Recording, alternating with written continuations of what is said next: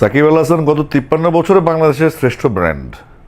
বাংলাদেশের ক্রিকেটকে আজকে এ পর্যন্ত নিয়ে গেছে সাকিব আল হাসান।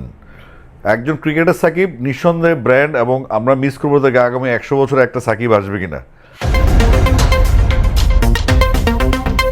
সঙ্গীতশিল্পী আসিফ আকবরের এই মন্তব্যের কাটাছেঁড়া করলে সন্দেহাতীতভাবেই এর সত্যতা পাওয়া যায়। খেলোয়াড় হিসেবে সাকিব আল হাসান অনেক বড়, কোনো সন্দেহ ছাড়াই বাংলাদেশ ক্রিকেট ইতিহাসের সবসময়ের সেরা অলরাউন্ডার। প্রায় 1.5 যুগ ধরে জাতীয় দলের প্রধান চালিকা শক্তি। ব্যাটে বলে সমান পারদর্শিতা, দক্ষতা ও পারফরম্যান্স দেখিয়ে দলের সেরা সম্পদ বনে গেছেন সাকিব। দেশের মাটিতে খেলে টেস্ট ক্রিকেট থেকে অবসর নিতে চেয়েছিলেন সাকিব আল হাসান, কিন্তু আন্দোলনের মুখে দেশে ফেরা হয়নি টাইগার এই অলরাউন্ডারের। আসন্ন বিপিএলে সাকিব খেলবেন কিনা এ নিয়েও আছে অনিশ্চয়তা।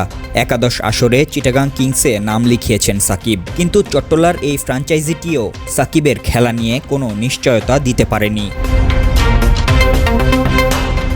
বিপিএলে সাকিবের খেলা নিয়ে জানতে চাওয়া হয়েছিল চট্টগ্রাম কিংসের মালিক সামির কাদের চৌধুরীর কাছে। তখন তিনি বলেছিলেন, এখনও এ বিষয়ে চূড়ান্ত কিছু বলা যাচ্ছে না।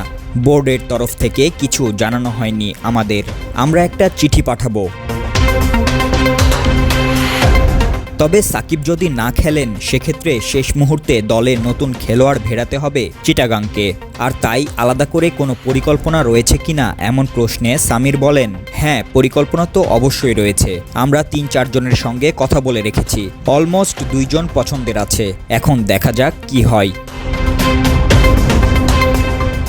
বিপিএল শুরু হচ্ছে আগামী 30শে ডিসেম্বর। এরই মধ্যে টুর্নামেন্টটি সামনে রেখে শেষ মুহূর্তের প্রস্তুতিতে ব্যস্ত সময় পার করছে দলগুলো।